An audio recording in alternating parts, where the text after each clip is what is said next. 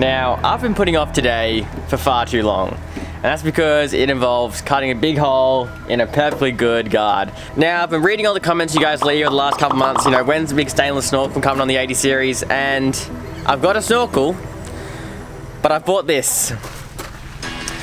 This is a plastic safari snorkel which I paid for with my own money. They retail for about 500 bucks, so they're not exactly cheap for a plastic snorkel at all. But there's many reasons why I wanted a plastic snorkel with a ram head. I'll talk about them all in a minute, but this is it. The Safari plastic snorkel for the 80 series. Oh, and I bought it from the guys over at OCAM 4x4, so they were really good at hooking one up for me, because actually it's pretty hard to get your hands on a Safari snorkel for an 80 series these days. So, because everyone just seems to be going stainless, like stainless is just everywhere. So yeah, thanks to OCAM, they were able to hook me up with one in stock, so yeah. Yeah, and what makes this decision super hard is, like, once you put this on, like, that's you committed. You can't take it off and go put a stainer on because you're left with holes everywhere. So you really got to pick plastic or stainer. You can't really switch between them that easy unless you start swapping out guards. And it was a real challenge picking between them both, but I think I've made the right decision.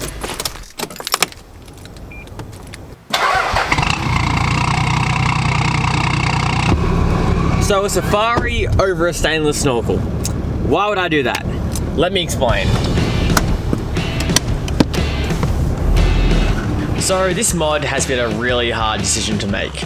I've spoken to various people and done a ton of research, and I'm going to chime in a few times throughout the install today to explain my reasoning behind wanting a plastic snorkel when it seems like the majority of four-wheel drivers are ripping them off. So to start off, I started by removing all the factory air intake ducting. So the factory air intake is just behind the headlights, so it's pretty high from factory, but if water started splashing up, you'd start having some issues. As you can see, there's many components, many dust catchers and things like that, and they're absolutely fully clogged up with dust over the years. So if you do a factory air intake, it's definitely worth getting there and cleaning it out. We then went ahead and stuck the template on, making sure it was all in correctly. This is something you definitely do not want to get wrong, otherwise your snorkel is not going to fit or look the best. We put some thread locker on the studs and wound them into the snorkel itself, so then be ready to put it straight into the car when we went to bolt it up from the other side.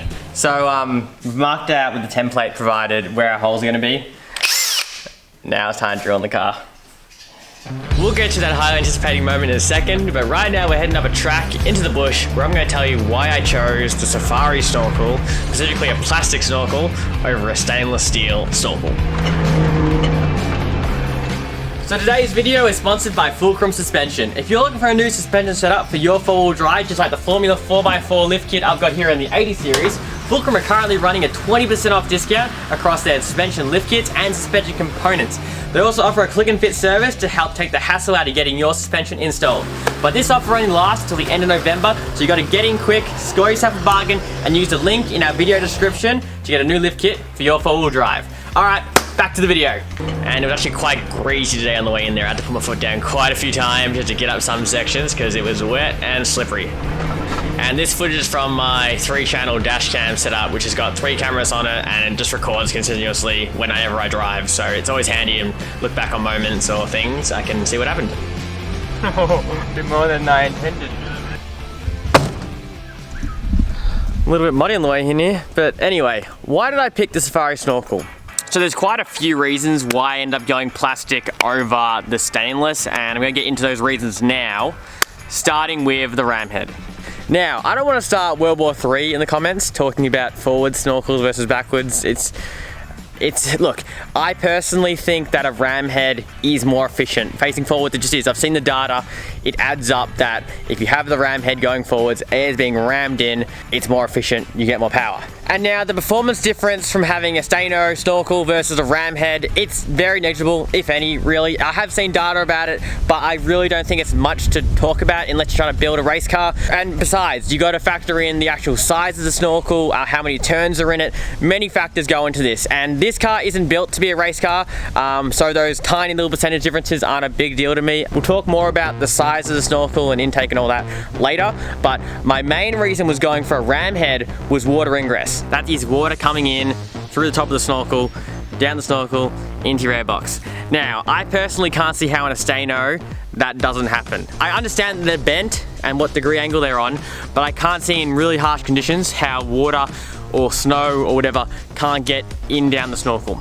I carry a lot of stuff on my roof, including firewood, and my roof gutters are full of dirt, sticks, bloody everything gets caught in the gutters of the roof. So how wouldn't the same happen with the stainless snorkel? I really want to know if you guys have stainless snorkels. Do you get much rain coming in the airbox overnight? Like if you sit it out in the really rainy conditions, or any rain coming down, you get any sticks and crap in there? I want to know. Let me know in the comments. Don't miss. I'll try not to.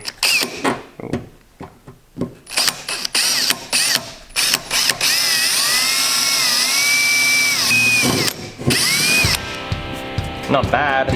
All right, we'll go around and do all the rest of the holes. So I drilled out all the other holes and then enlarged them so the studs would fit through. And then it was time to do the big hole. For the hole for the air intake, we used a pair of tin snips to cut it out. It was a 108 diameter hole we needed to cut, so tin snips was the best option in that scenario. And then once you clean up the hole, you're pretty much ready for a test fit and start bolting it up. But before you get too excited, make sure you paint the bare metal on the guard, otherwise over time it will rust. Now the look of them. I think stainless steel snorkels look pretty damn good, especially on heavily modified four-wheel drives. I think they look the part and look great. Where I don't think they look as good is on less modified vehicles. It kind of can stick out and it gives off a different sort of look about the vehicle. With this 80 series, I kind of went for more of a grandpa spec sort of touring look. That's just the look I sort of want. I don't want to be too over the top or too sort of eyeball grabbing. I want to just kind of slip beneath the radar and just sort of, you know, it's a four-wheel drive, but it's not trying to impress or do anything like that. The other factor for not putting a stainless snorkel on here is the value of the car. Now look, Safari snorkels have been putting on by dealerships for years now, and I think a Safari snorkel looks a lot more factory, you'd say, than a stainless snorkel. Not saying a stainless snorkel like always affects the car's value. I just think it gives off sort of a more bushy four-wheel drive spec vibe. I want this to sort of remain more of a touring sort of vehicle, look like that, and I feel like the Safari is very clean. It looks like it's meant to be on the car. It looks like it could have been even a factory option on the car, and that's where I went the plastic Safari snorkel.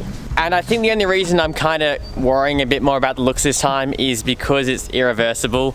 I'm sort of thinking more about how would I like this mod in 5 years time. And I think stainless is really in the moment. Like everyone's putting stainless on. Like it was so hard to find this plastic snorkel because there was just none around because everyone wanted stainless. And I'm not sure how long that will last for, probably a while because they definitely have their positives. I just think for the four-wheel drive I'm building, plastic was a better option for me. So our next step now that it's test fitted is mark where we're going to be drilling into the pillar. So there's no template for this, so you're essentially going to just want to put the snorkel on and mark where it's sitting, and then from there you can get your holes and drill them out. Drilling in the pillar. This is really no going back now when you're doing this. Yeah, but you can usually adapt these to stainlesses. True. So drill out your 3 holes. Try not to look too much. Okay, way more than I thought. And then you can begin enlarging them, painting them, and putting the plastic inserts where you're now ready to mount the plate. We actually put a bit of silicone on this just to make sure no water would actually get inside of the pillar, because that's one spot you do not want water gathering. And with the plate attached to the pillar, it's time to put on the snorkel. And then have fun sticking your right arm down that panel with a ring spanner to tighten up all those bolts. And then once it's securely attached, you can put on that ram head. Is that lined up with that groove there? Oh, you can line up that seam. Is that lined up? Ah, yes, it is. There you go. Snorkel on. Snorkel on. Looks good. It does. Suits it. Yeah, I reckon. The black and red works. It's it doesn't look like too over the top. Like it looks like it's sort of somewhat factory. So that's it all bolted in, and it all just plumbs up to the factory airbox. Super easy. So I'll just finish up doing these hose clamps and do life at a plumb, and then we should be good to turn it on. So now, performance. Now, a lot of people run stainless snorkels because they want a large air intake. You know, they want a 4-inch staino straight through because they're running a lot of power, a lot of boost, and I understand that and I see where they're coming from. This isn't a race car. This is not, I'm running, you know, complete factory boost, factory fuel. I'm not putting crazy power into this engine. It's essentially a glorified tractor.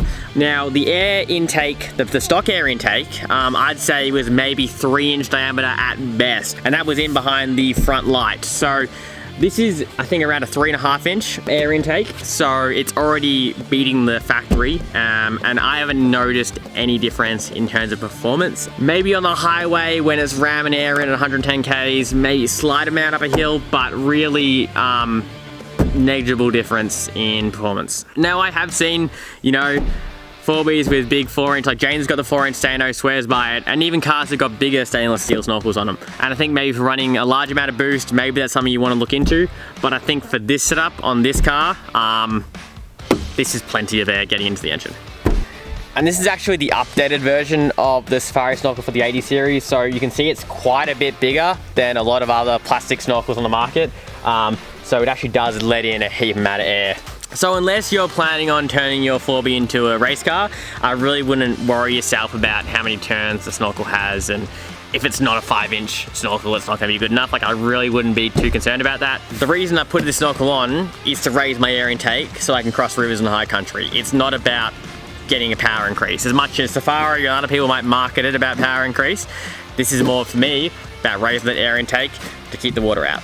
And about the sound, we'll show you how the snorkel sounds in our first test drive. Now, obviously I didn't put this on to get good induction noises, but the fact that it's facing forward, I don't think I'm gonna really hear much. The reason Stainos obviously get a really cool induction noise is it's literally pointing straight back at your head.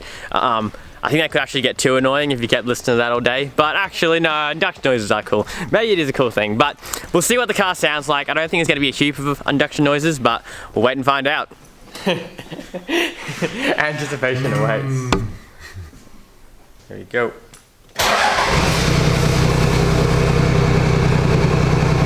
can feel it. We'll have to wait till the boost actually gets up. Yeah, we'll have to take it for a drive. Yeah. Because like you can't get the boost to go up when you're idling, like here, like it just won't go up. Maybe even ride out the shit. Yeah.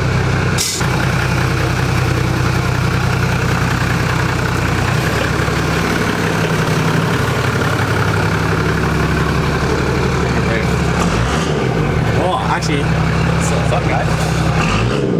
Oh, you can hear it. Oh, I can hear it. I can hear it. Yeah, it's I want to hear it with run to boost. We're going to do a 10 pound and I change gears. I want to see if you can hear it. Yeah. Yeah, perfect. See, that's exactly what I wanted. Something that doesn't look too insane. It just like kind of suits in, just like just like fits the car, but doesn't look like it's like over the top. Basically, I wanted to be able to take off every single mod apart from the snorkel, because the snorkel is the one irreversible mod I put in this car. So I want to be able to take off everything and still have it like don't look obnoxious. So yeah, actually pretty modified now, isn't it? She's custom rig, man. Yeah, man. Can we take it for a run, or do you want to play? We'll take it for a run, then we'll come back and I'll have a look at the winch. Yeah, alright. You want to come?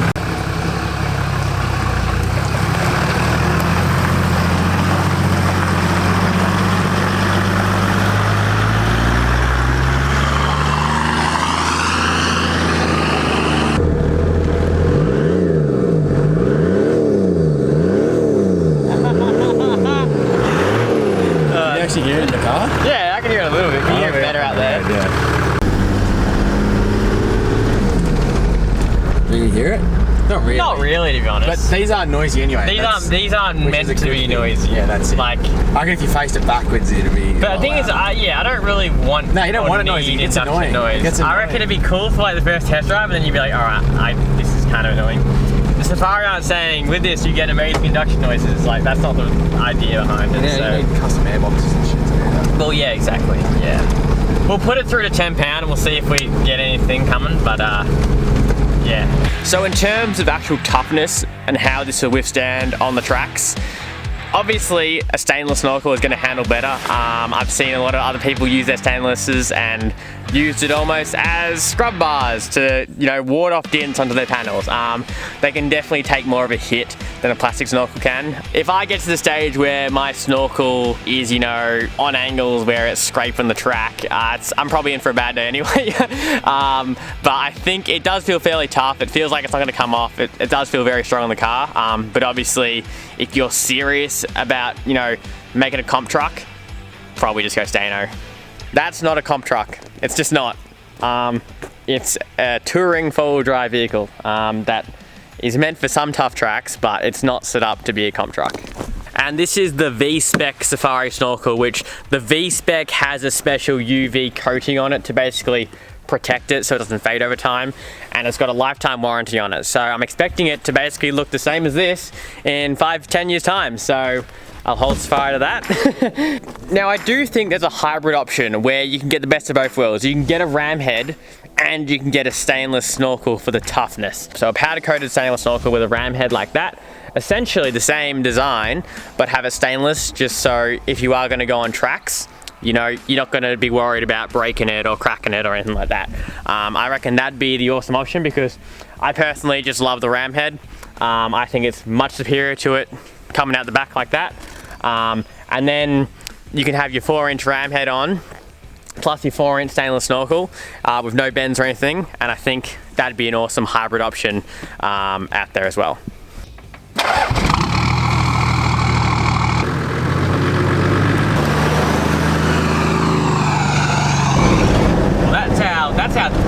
That's how scientific test over. It doesn't really make much noise, which we didn't expect it to. No, that's good.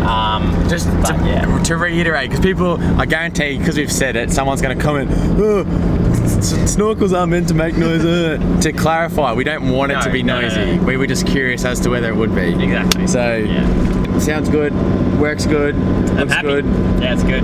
Now you can safely converse rivers. Yes, exactly right. So now that I got a snorkel, is my car a submarine? Yes and no. I think people got to remember that you can have a snorkel, but you're only as good as your last hose clamp seal. You know, if you aren't watertight all the way to your engine, having the snorkel is not going to mean nothing. You got to make sure every single point down here is all sealed, because any little gap water can come in. If you're submerged above your bonnet, it's going to want to come in and it'll find its way in. So I think you just got to remember that just because you got a snorkel, don't forget all about all your other connections down here, and ensure everything is watertight. So let me wrap it up for you. Do you get air induction noises? You do get slight air induction noises on the road. If you have your window down, you can hear it sucking. So if that means anything to you, there you go. Obviously you don't get as much induction noises out of this than you would on a stainless snorkel, but you still get some. I think it's a great fit on the 80 series. It looks very factory and like it's meant to be there, and that's what I wanted.